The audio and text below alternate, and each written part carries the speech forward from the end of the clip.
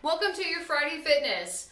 One of the biggest problems I find with my clients are stiff hips, low back pain. It's one of the reasons why I'm teaching an online mobility and flexibility class, and you can find the information for that in the bio.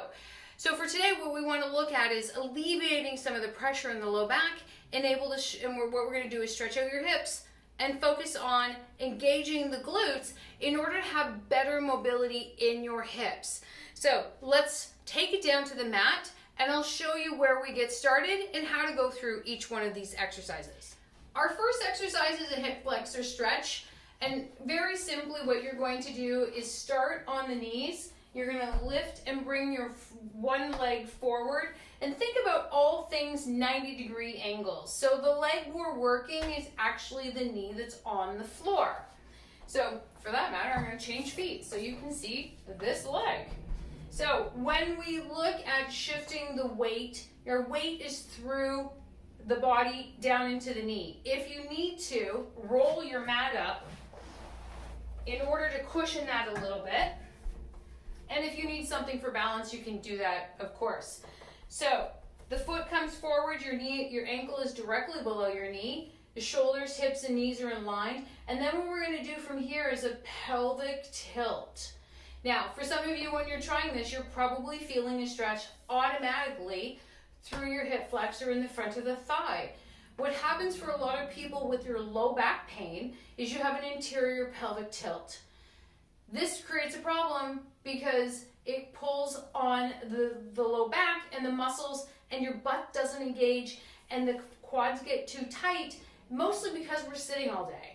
So this is a stretch that's very simple you can do, but again, you want to make sure that you can tilt your butt cheek underneath, and we're just going to hold that.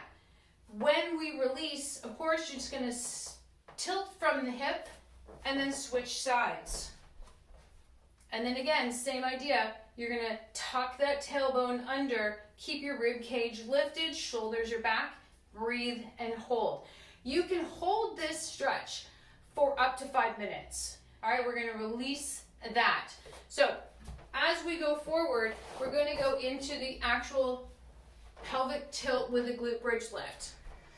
So what is the difference between just a random glute bridge with everybody does? So I will flat out tell you, one of the biggest mistakes everybody makes is when your hips go up, the weight comes shifting into the shoulders.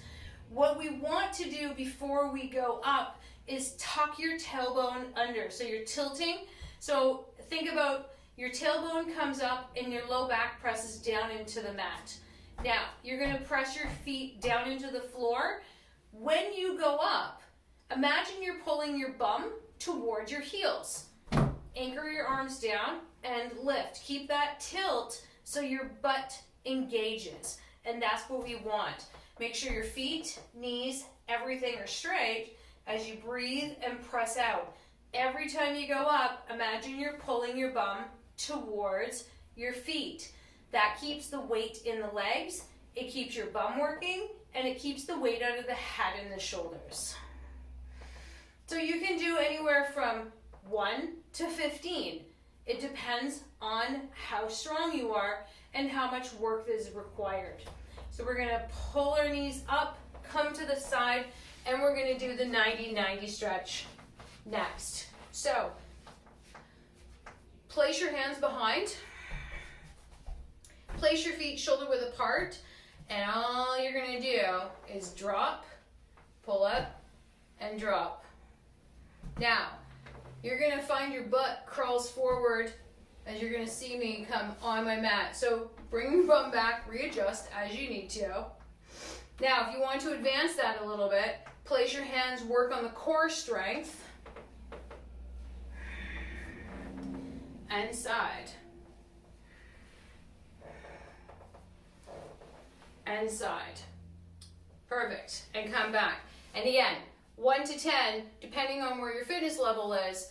And now we're going to move into a squat and lift. So all of these exercises help with our flexibility and mobility. So when we do a squat and lift, it's literally that. So my head's gonna cut off as I move this.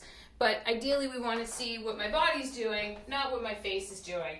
You're going to take your feet hip width apart and drop forward. Pull the abdominals in.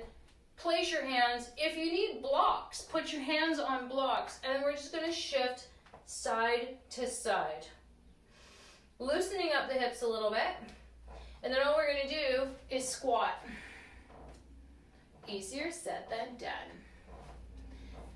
Okay, and you're just shifting side to side. Hands on the floor and lift. And drop. And lift. Put your hands on your thighs when you want to come up and breathe.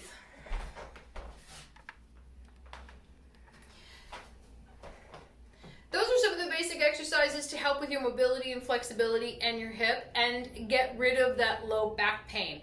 So what most people forget is when there's something hurting in the back, you really need to address the issues that are in the front of the body.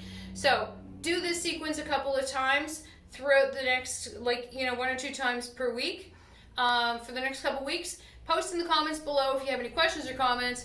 And if you're looking to increase your mobility, flexibility, feel free. You can join me online any Monday at 8 o'clock for mobility and flexibility group classes.